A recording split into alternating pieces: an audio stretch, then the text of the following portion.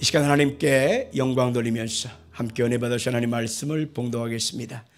사무엘상 6장 7절로 12절 되겠습니다.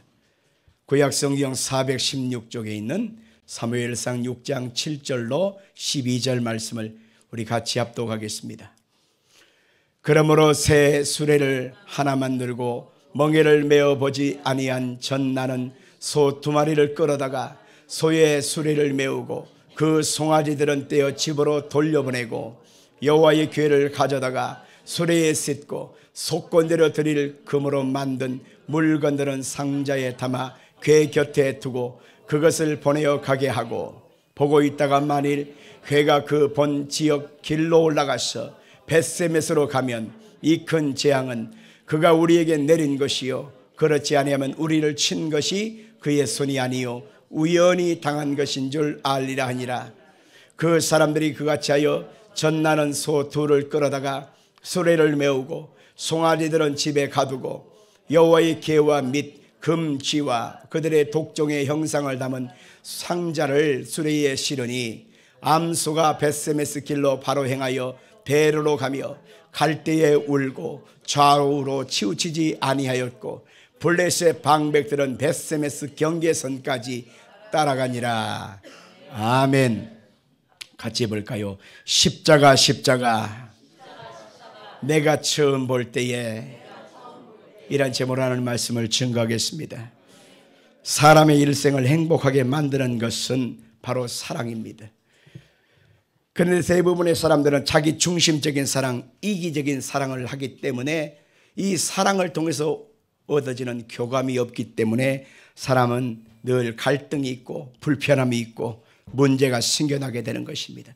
진정한 사랑을 하고 성숙한 사랑을 하고 참 사랑을 하게 되면 그 속에 주님의 뜨거운 은혜가 임하게 되어지고, 그 이해 득실을 따지지 아니하고 주는 사랑을 통해서 하나님의 역사가 일어나게 되는 것입니다. 하나님의 사랑은 희생을 동반한 아름다운 사랑인 것을 알 수 있습니다. 이 하나님의 사랑은 곧 예수 그리스도를 통해서 우리 가운데 증명되어진 것입니다. 십자가에서 몸을 지고 피 흘려 죽으셔서 우리의 죄값, 우리의 사망을 철폐하시고 예수님 그분이 우리를 향한 하나님의 사랑을 증명해 주신 것입니다. 누구들이 예수를 믿기만 하면 구원받고 하나님의 자녀가 되어지는 넘치는 은총을 우리가 덧입게 되는 것입니다.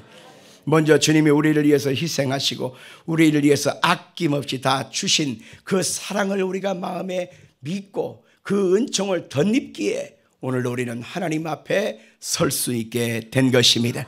우리는 매 순간마다 그 십자가의 사랑을 마음에 기억하고 그 십자가의 사랑을 삶의 현장에서 아름다운 흔적으로 열매를 맺는 그런 믿음의 성도가 되어야만 하는 것입니다. 이처럼 예수님의 희생적인 사랑은 오늘 본문에서 벳세메스로 가는 2 암소의 모습에서 우리는 찾아볼 수가 있는데요, 이 벳세메스로 가는 2 암소의 모습은 곧 예수님의 모습이요 그것을 닮아가는 성도들의 모습이기도 하는 것입니다. 먼저 할 것은 이스라엘의 처한 상황은 어떤 상황인가를 먼저 볼 필요가 있습니다.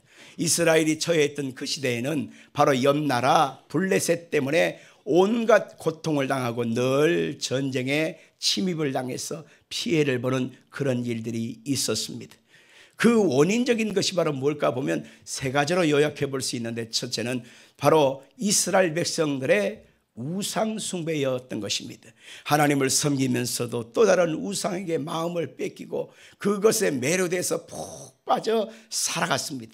하나님을 섬기는 것 같으면서도 실상은 겉다르고 속다른 사람의 마음처럼 하나님을 떠난 모습들이 많았기 때문에 하나님은 블레셋의 침입을 허락한 것입니다. 또 하나는 그 당시에 통치자는 엘리 제사장인데요, 엘리 제사장이 하나님의 사명을 감당하지 아니했기 때문에 그런 것입니다. 엘리 제사장은 영적 지도자요 그 당시에 치리자였는데 영적인 감옥력이 떨어졌습니다. 왜요? 기도하지 않기 때문입니다. 왜요? 하나님 말씀에 순종치 않기 때문입니다.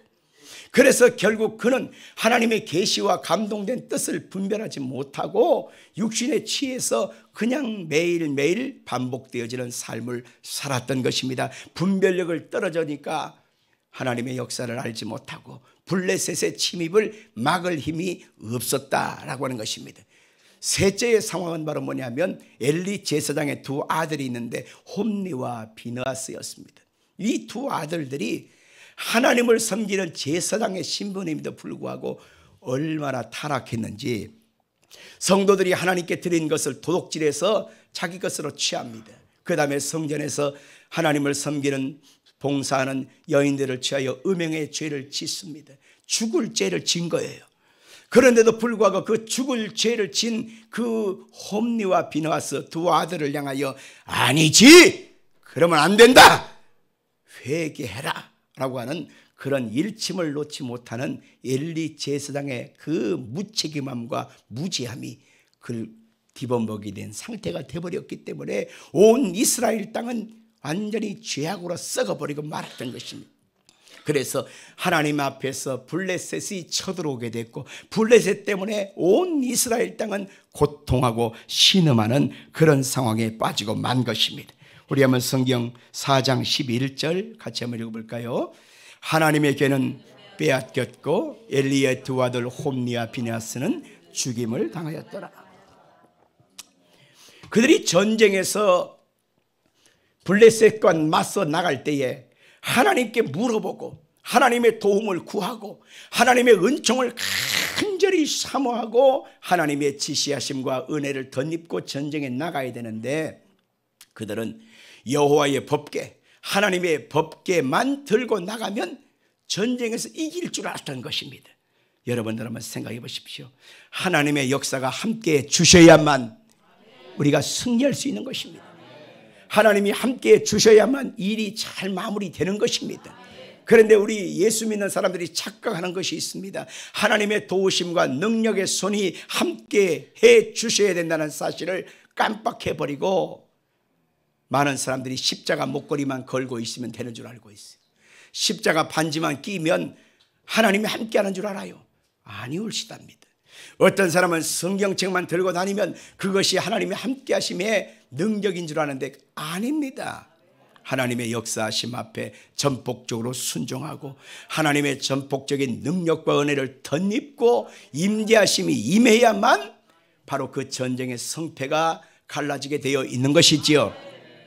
하나님의 역사하심을 의지하지 않고 법궤를 메고 그냥 갔더니만 전쟁은 여지없이 져버리고 여호와의 궤는 빼앗겼고 엘리의 두 아들 홈리와 비느하스는 그 자리에서 즉사해서 죽고 말았던 것을 오늘 본문에는 말씀하고 있는 것입니다. 자식이 잘못된 길로 가면 그건 아니지 예이놈 하고서 회초리를 때리고 종아리를 때리고 그러면서 이 아이에게 바로 된 길로 돌이키게 하는 것이 부모의 마음이요 참된 사랑인 것입니다. 우리 하나님도 마찬가지입니다. 블레셋한테 전쟁에서 지게 만들고 그 고통 속에서 아파하게 하는 것, 이것도 또 다른 하나님의 방편이었던 것을 볼 수 있습니다. 성도들이 삶의 현장에서 실패하고 어그러지고 안 되게 만드는 것은 또 다른 하나님의 사랑의 표현법이라는 사실을 알아야 합니다. 하나님을 더욱 붙잡고 더욱더 하나님을 의지하게끔 하는 그런 하나님의 또 다른 사랑의 방편인 것을 알아야 하는 것입니다. 언약궤를 빼앗긴 다음에 희한한 일이 블레셋 땅에 이뤄지고 말았습니다. 그들은 이스라엘 백성들이 의지하고 섬기는 하나님, 그 하나님을 임재를 상징하는 여호와의 법궤를 빼앗아오니 횡재다 이렇게 생각했겠죠. 그래서 그 여호와의 법궤를 그들의 신전 다곤 신이라고 하는 신전에 그것을 딱 갖다 놨습니다. 그런데 그 다음날 가보니까 희한한 일이 생겼어요. 다곤이라고 하는 그 신상이 여호와의 법궤 앞에 그냥 그대로 정면으로 꼬꾸라져 있습니다. 이야 희한하다. 누가 이렇게 했나? 알지 못하지요. 그리고 바로 세워놨는데 그 다음날 가보니까 또다시 엎어져 있는데 모가지가 부러지고 양팔이 다 깨어지고 없더라는 것입니다. 이야 이게 뭐냐? 흉한 일이다. 흉한 일이다. 그렇게 생각했는데 마침 그 상황에서 그 지역의 블레셋 땅에 온갖 전염병이 퍼져나가기 시작합니다. 그 전염병의 시작은 아스도시였습니다. 그래서 전염병이 온 도시의 백성들에게 다 번져가지고 난리가 아니었습니다. 그래서 그 다음 지역으로 가보니까 그 다음 지역은 가드라고 하는 지역에 또 전염병이 다 퍼져버리고 말았습니다. 백성들이 막 여기서 저기서 죽어가는 것입니다. 그래서 야, 안 되겠다. 이 법궤를 옮겨서 이제는 에그론 지역으로 옮겨놔야 되겠다라고 옮기려고 하니까 그 소식을 알고 있던 에그론 사람들이 손을 내어쥐면서 절대 안 돼. 우리 동네는 절대 그것을 허용할 수 없어 하면서 법궤를 막는 것입니다. 이제는 법궤를 어디다 둘 수도 없고 큰일 났다 싶습니다. 이것을 생각한 블레셋 방백들이 생각하기를, 야, 여호와께서 진노하신 것 아닌가, 하나님이 진노하신 것 아닌가, 그래서 이런 흉한 징조가 우리 가운데 펼쳐지니 이 법궤를 이스라엘 땅으로 다시 돌려보내야 되겠다라고 결정을 하고 나서 그들이 한 것이 바로 뭐냐면 바로 새 수레를 새 것으로 만들고, 그리고 이제 막 새끼를 낳은 암소 2마리를 뽑아왔습니다. 그 암소 2마리는 지금 젖을 먹이고 있는 엄마기 때문에 젖이 불어있는 그런 상태입니다. 그래서 이 2 암소에게 그 수레에 실게 된 법궤를 거기다 끌게 하고 앞으로 직진해서 가서 벳세메스라고 하는 이스라엘 땅으로 곧장 가면 하나님이 이 모든 진노를 내리신 것이 맞다. 그러나 그 법궤가 좌우로 짓고자고 왔다 갔다 하면서 아무 때나 가버리면 우연히 일어난 것이다 라고 그들은 생각하게 되었던 것입니다. 그런데 오늘 그와 같은 일이 우연이 아니라 하나님이 이를 행하신 징조였던 것을 그들이 알게 되는 것이죠. 자, 사무엘상 6장 7절과 8절 같이 읽겠습니다.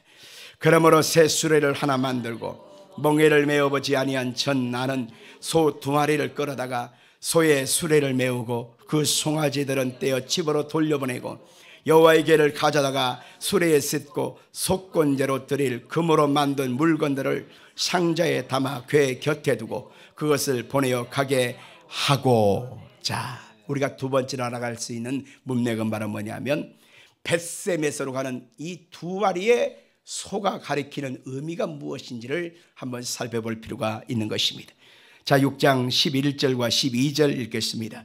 여호와의 궤와 및 금지와 그들의 독종의 형상을 담은 상자를 수레 위에 실으니 암소가 벳세메스로 길로 바로 행하여 베로로 가며 갈 때에 울고 좌우로 치우치지 아니하였고 블레셋 방백들은 벳세메스 경계선까지 따라가니라. 아멘. 자, 언약궤를 싣고 가는 이 2 암소는 새끼를 낳은 지 얼마 안 됐습니다. 그런데 뒤에서 송아지들이 엄마 어디가 하면서 매 하며 울고 있는 것입니다. 그런데 이 울고 있는 송아지들을 뒤로 다 놔두고 앞장 세워서 그 하나님의 법궤를 끌고 가게끔 2 암소를 곧장 보내었다라고 하는 내용을 봐야만 하는 것입니다. 벳세메스라고 하는 의미를 통해서 우리는 그곳이 어딘가를 생각해 봐야 합니다. 이 벳세메스라고 하는 말은 베히트와 세메스라고 하는 말로 쓰여졌는데, 베히트는 집이요, 그 다음에 세메스는 태양이라고 하는 것입니다. 그래서 태양의 집, 만유, 온 우주에 태양이신 분이 있습니다. 그분이 누구요? 예수님입니다. 다시 말하면 태양의 집은 하나님의 집, 예수님의 집을 상징적으로 말하고 있는 것입니다. 마치 베들레헴 하면 베이트, 집이라고 하는 말과 레헴, 떡이라고 하는 말이 융합되어진 말, 떡집이라는 것처럼 바로 벳세메스는 바로 하나님이 계신 집, 태양의 집, 이렇게 볼 수가 있는 것입니다. 이 2 암소가 가는 곳은 어디요? 벳세메스에 있다는 것입니다. 다시 말하면 예수 그리스도의 십자가의 표대를 향하여 곧장 간 모습을 상징적으로 표현하고 있는 것입니다. 우리가 주님을 섬기면서 믿음으로 산다고 할 때에 우리의 가야 될 방향은 어디냐? 바로 주님의 십자가의 표대를 향하여 가는 것입니다. 우리는 이 세상에서 육신의 정욕과 이생의 자랑과 안목의 정욕이 우리 인생의 목적이요 사는 방향성이 아닙니다. 우리는 잠시 있다 가는 인생이요 행인과 나그네처럼 잠시 잠깐 머무는 시간이 육신에 머무는 시간인 것입니다. 그래서 우리의 마음속에 지금 하고 싶은 일, 꿈과 모든 소망이 많다 하지만 그 모든 소망의 끝은 바로 벳세메스가 돼야만 하는 것입니다. 그래서 바울 사도는 먹어도 주를 위해서 먹고 마셔도 주를 위해서 마시는 것이고 살아도 주를 위해서 사는 것이고 죽어도 주를 위해서 죽는 것이라고 그렇게 말하고 있습니다. 사나 죽으나 우리는 주의 것이 되는 것입니다. 아멘이십니까? 이것을 알지 못하는 사람들은 예수를 믿어도 육신의 정욕이 목표가 되어지고 세상의 향락이 목표가 되어지고 이 세상에 그냥 이름 날리는 것이 자기 목표가 되어서 끊임없이 뛰고 달리지만 우리가 하나님 앞에 우리가 서게 되는 순간에 이 모든 명예와 권력과 힘과 내가 모아놨던 모든 것들은 다 벗어놓고 간다는 사실을 우리는 알아야 하는 것입니다. 주님께서 오늘 예수를 믿고 우리 속에 부어주시는 그 신앙의 목표는 곧 예수 그리스도인 것입니다.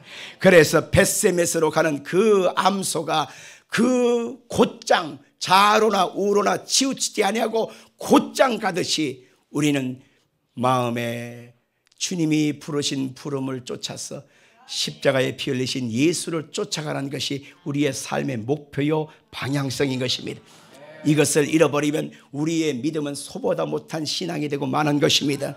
일생을 살면서 우리는 선택을 잘해야 합니다. 하나님이 기뻐하시고 선하시고 온전한 뜻이 있다는 것입니다.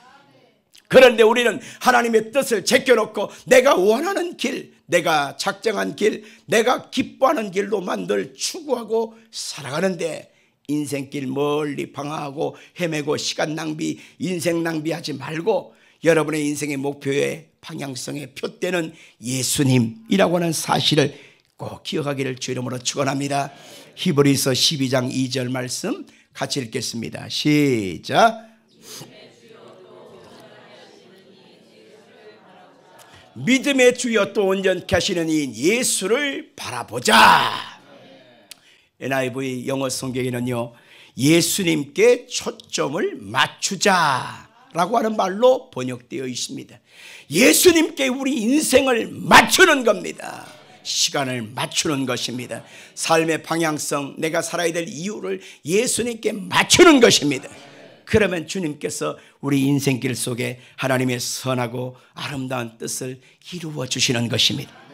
우리가 셋째로 여기서 할 수 있는 것은 이 벳세메스로 가는 소가 결국 어떻게 되어졌는가 보니까 번제로 드려졌다 그렇게 말하고 있습니다. 6장 10절로 12절 같이 읽을까요?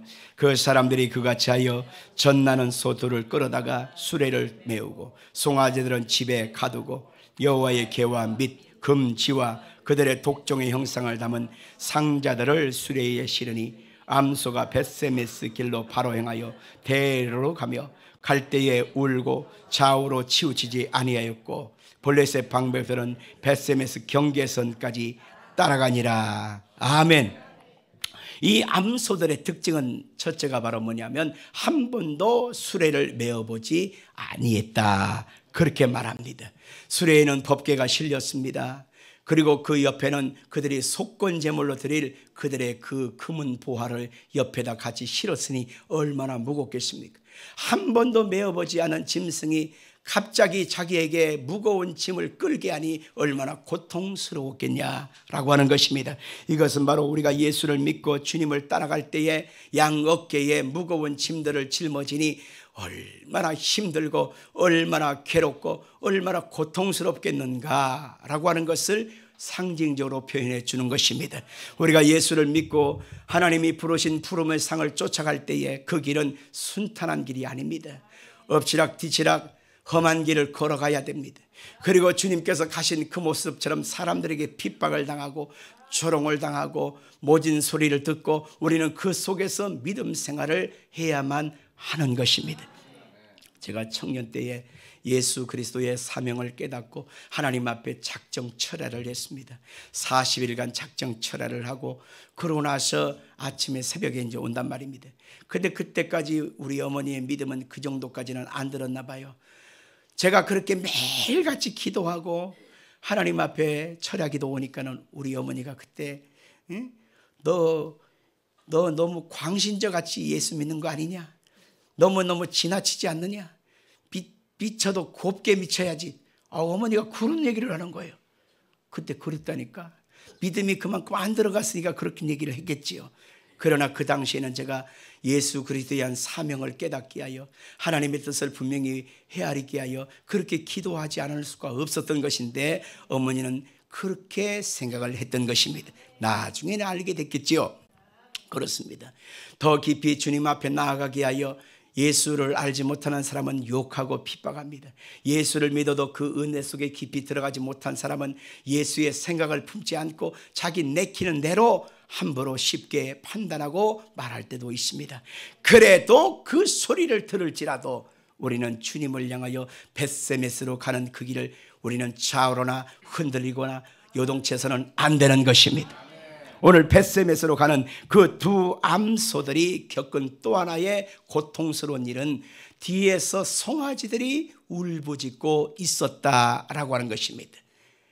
내 뱃속에서 나온 새끼들이 지금 엄마를 찾아서 젖을 먹여주기를 원하는데 엄마가 갑자기 없어진 거예요. 그러니 뒤에서 울부짖고 있는 그 어린 송아지들을 뒤로 띄워놓고 그리고 나서 앞을 향하여 곧장 갔다고 하는 것은 굉장한 마음의 각오와 결단과 아픔이 수반되는 것을 볼 수가 있는 것입니다. 마음속에 주님을 향한 사랑을 품고 믿음으로 사는 것 귀한 일이죠. 그러나 그 사랑의 한 방편 속에서는 그것을 통해서 피해를 보는 사람들이 반드시 있습니다. 아픔을 당하는 사람들이 반드시 있습니다. 그러나 그것을 보면서 우리가 가는 목표를 흔들리거나 요동치면 안 되는 것입니다. 쟁기를 잡고 뒤를 돌아보는 자는 내 마음에 합당치 아니하고 예수님이 그렇게 말씀한 것처럼 우리가 주님 앞에 나올 때에 예배하러 나올 때에 여러분의 믿지 않는 가족들이나 자녀들은 엄마 오늘은 좀 놀러 가면 안 돼. 오늘은 하루 주일날 쉬고 내가 원하는 곳에 가면 안 돼 하면서 혹여라도 그렇게 말할지도 모릅니다. 그러나 우리는 예수 그리스도를 믿는 그 믿음의 중심을 정하였다면 좌로나 우로나 치우치거나 타협해서는 안 되는 것입니다. 주님이 나를 부르신 부름의 상을 위하여 쫓아가는 그 사람의 향방을 양쪽 사방과 타협해서는 안 되는 것입니다. 그들은 또한 고삐를 끌어서 이끌어가는 대상이 없었다고 하는 특징이 있습니다. 이 소를 누군가 고삐를 잡고 가자 이리야 하고서 채근하는 사람이 없었다는 것입니다. 다른 말로 말하면 바로 자유의지, 그 속에서 헌신하는 마음, 기뻐하는 마음, 사랑하는 마음 속에서 우러나오는 그 마음으로 일관되어졌다라고 하는 것을 의미하는 것입니다. 우리가 어렸을 때 초신자 때는 누군가 강압이 들어올 때가 있습니다. 교회 가자. 왜 교회 안 가냐? 그러나 우리가 신앙의 깊이가 들어가면 이제는 누구의 소리를 듣지 않고 마음에서 성령이 들려지는 음성을 듣게 됩니다. 오늘은 하나님이 기뻐하는 날이다. 주일날은 예배하는 날이다. 좌우 사방과 타협해서는 안 돼. 누군가의 소리를 듣고 거리로 끌려가는 것이 아니고 억지나 인색함으로 들려가는 것이 아니라 이제는 하나님의 성령이 주시는 마음의 기뻐함을 쫓아서 온전히 순종할 수 있는 그런 모습으로 나아가야 되는 것입니다. 또한 이 벳세메스 두 암소의 비유 속에서 우리가 또 한 가지 알 수 있는 것은 이 암소들이 법궤를 메고 치고 이끌고 갔다는 것입니다. 이 법궤는 하나님의 말씀 10계명 돌판이 들어 있습니다. 그래서 법궤는 하나님의 임재와 하나님의 영광을 상징하는 것입니다. 그래서 법궤를 맨 이 암소들은 책임이 중하였습니다. 그리고 그 법궤를 지고 가고 끌고 가는 그들은 오로지 하나님의 뜻을 바라보고 거기를 향하여 나아갈 수가 있었던 것입니다. 바로 예수 그리스도의 십자가의 모습을 우리 여기서 발견할 수가 있습니다. 예수님께서 십자가의 고난을 당하지 아니하고 여러분들 예수님이 십자가를 내팽개쳐 버렸다고 생각해 보십시오. 그러면 우리는 아직도 역시 마귀의 종로로 탈 것이고 사탄의 종으로서 영원한 사망의 심판에서 헤어나지 못할 것입니다. 아멘 할까요? 예수님께서 십자가를 거절하고 뿌리쳐버리고 중간에 던져버리고 주님께서 털어버렸다면 여적도 우리는 사망 가운데 심판 가운데 있을 것입니다. 누군가 한 사람은 집에서 십자가 지는 사람은 있어야 되지 않겠냐 말이에요. 누군가 한 사람은 십자가 지는 사람이 있어야 그 가정에 구원이 있고 하나님의 나라가 이루어지게 되는 것입니다. 예수 한 사람이 십자가에 몸짓고 피 흘려 죽으셔서 영원한 속죄의 어린 양이 되어주심으로 우리가 예수의 피를 힘입어 담대히 하나님의 나라 성소에 들어갈 힘을 얻게 된 것처럼 한 사람이 미랄되어지고 십자가 지는 사람이 있어야 그 가정에 구원이 임하고 그 가정에 생명이 임하고 그 가정에 하나님의 나라가 임하는 것입니다. 가슴에 손 얹고 내가 십자가 지겠습니다. 한 번 더 합시다. 내가 하늘에 썩어지는 미랄 되겠습니다. 아멘 합시다. 누군가 한 사람은 있어야 되지 않겠냐 말입니다. 누군가 한 사람은 십자가를 져야 되지 않겠냐 말이에요. 오늘 하나님께서 여러분에게 그것을 명하신 것입니다. 네가 십자가 져라. 네가 하늘에 썩어지는 미랄 되라. 아멘 합시다. 마가복음 8장 34절 같이 읽겠습니다.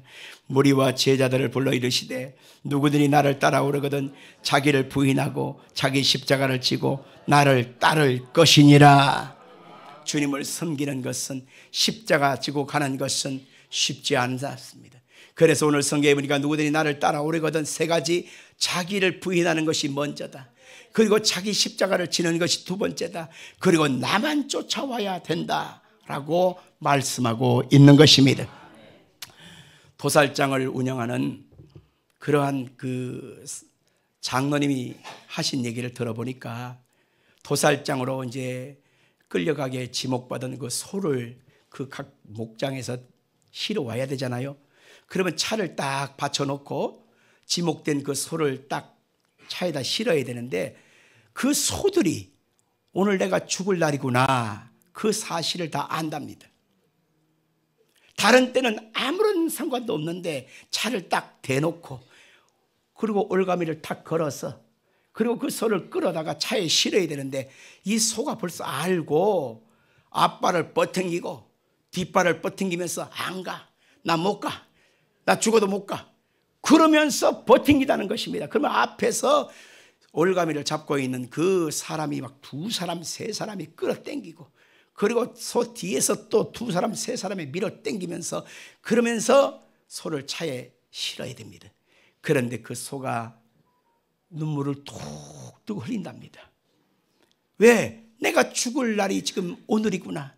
얼마 뒤에 있으면 나는 분명히 죽구나. 그 사실을 알기 때문에 눈물을 뚝뚝 흘릴 때 말로 형용할 수 없다 하는 얘기를 들어보았습니다.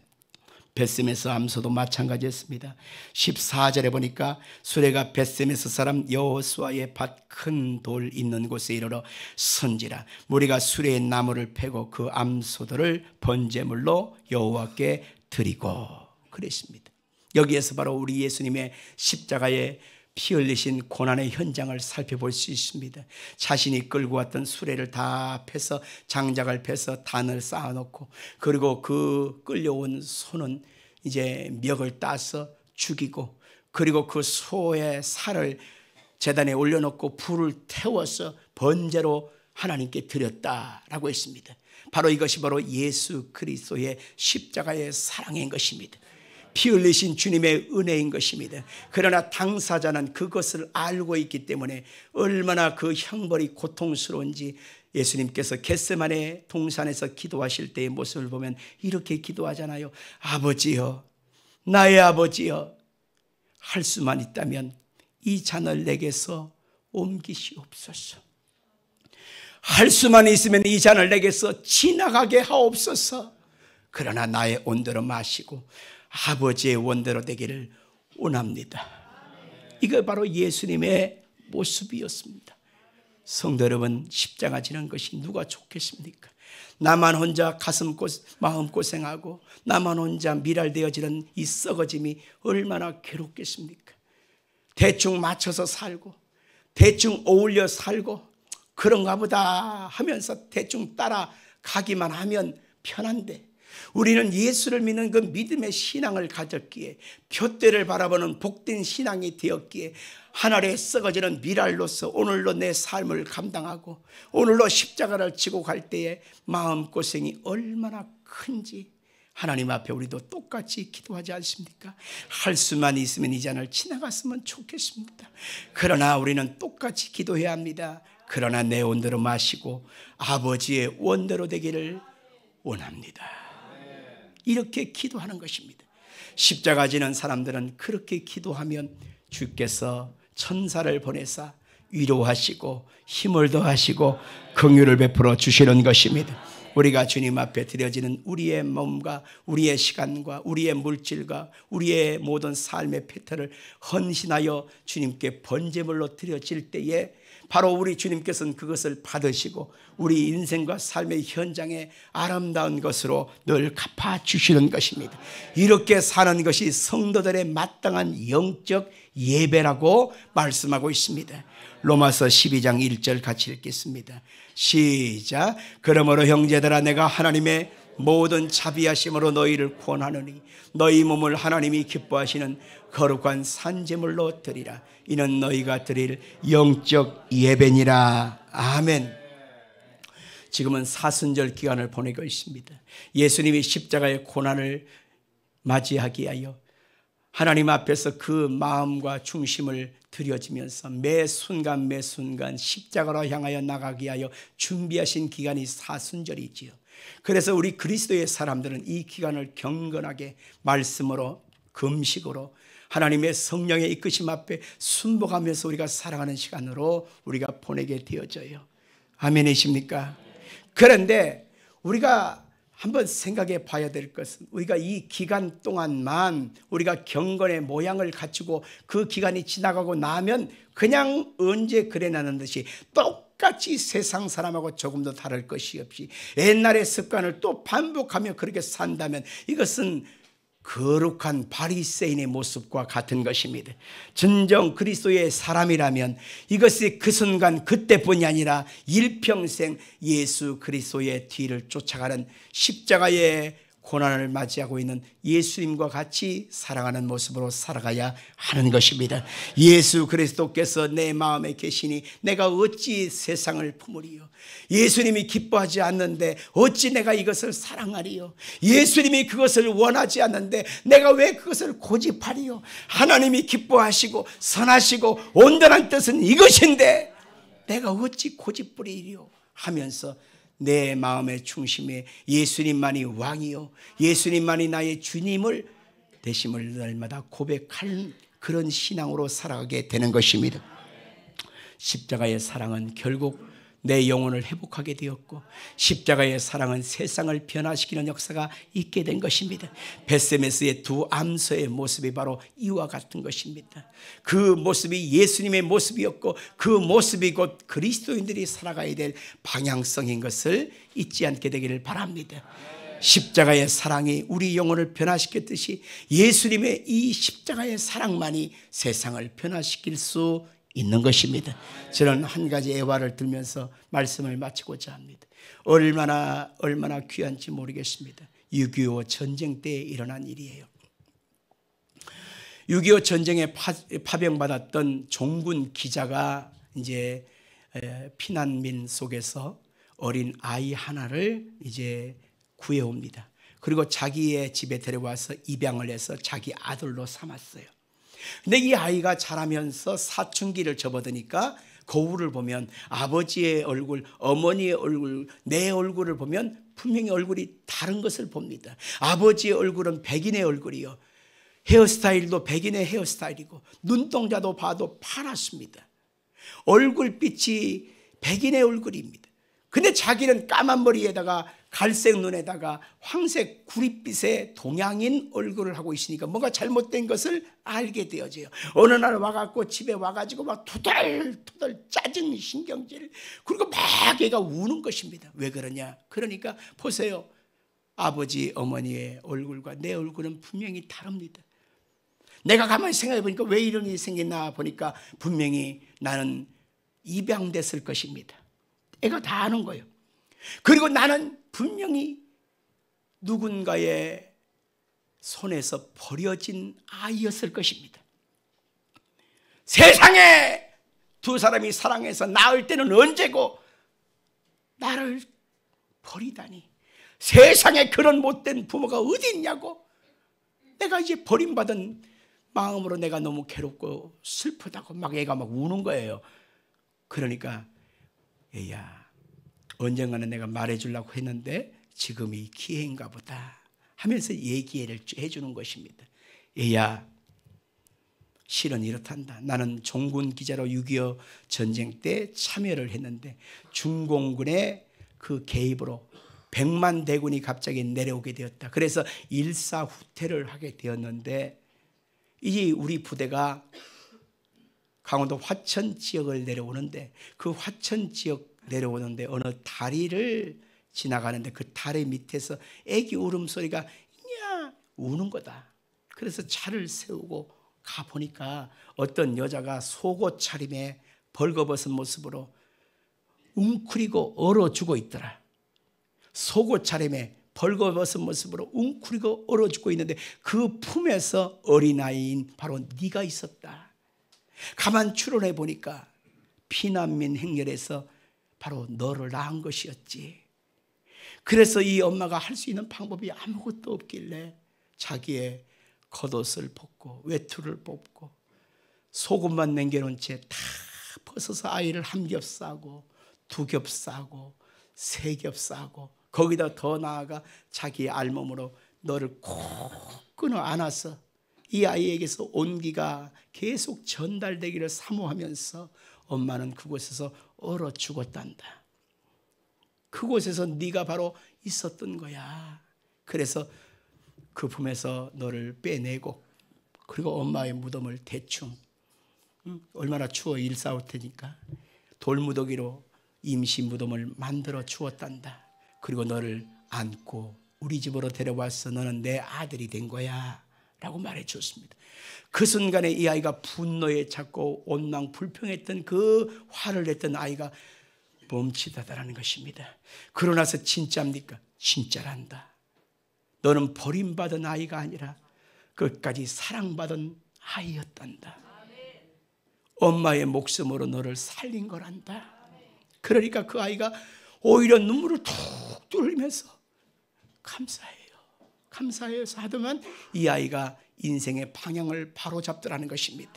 그 사랑을 확인한 순간에 그 아이가 이제 공부를 시작하게 되고 열심히 공부하기 시작해서 의과대학에 들어가서 흉부외과 전문의가 되어졌습니다.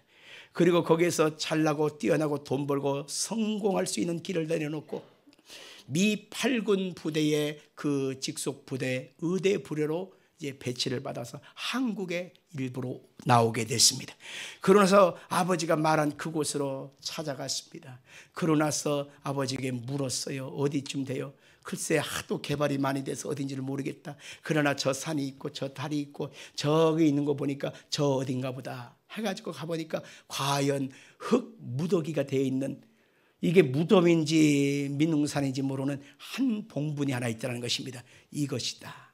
그러니까 그 아이가 갑자기 자기가 입고 있던 외투를 벗고 의사 가운도 벗고 자기의 겉옷을 다 벗고 속옷만 입은 채 거기다 다 덮어드리고 그곳에서 울면서 엄마 얼마나 나 때문에 추웠어. 얼마나 나 때문에 고통당했어. 엄마 이제는 내 옷 입고 이제는 이곳에서 따뜻하게 보내. 엄마 고마워. 엄마 사랑해. 그렇게 눈물을 흘리더라는 것입니다. 이것이 이제 취재가 돼서 이제 미국 지역 신문에 났던 것이 이제 예화가 된 것입니다. 성도 여러분들, 우리는 누군가의 사랑을 덧입고 살아왔습니다. 그것이 뜨거운 온도의 차이는 조금 있겠지만 그 사랑으로 여기까지 우리가 살아왔습니다.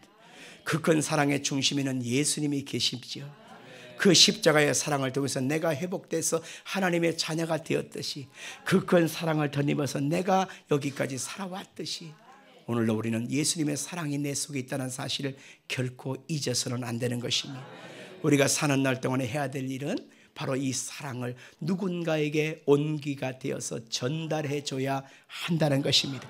누군가에게 전달해 주는 그 온기가 그 영혼을 회복하게 할 것이고, 내가 주의 사랑을 통해서 이렇게 회복된 것처럼 그 영혼도 반드시 회복되게 될 것입니다.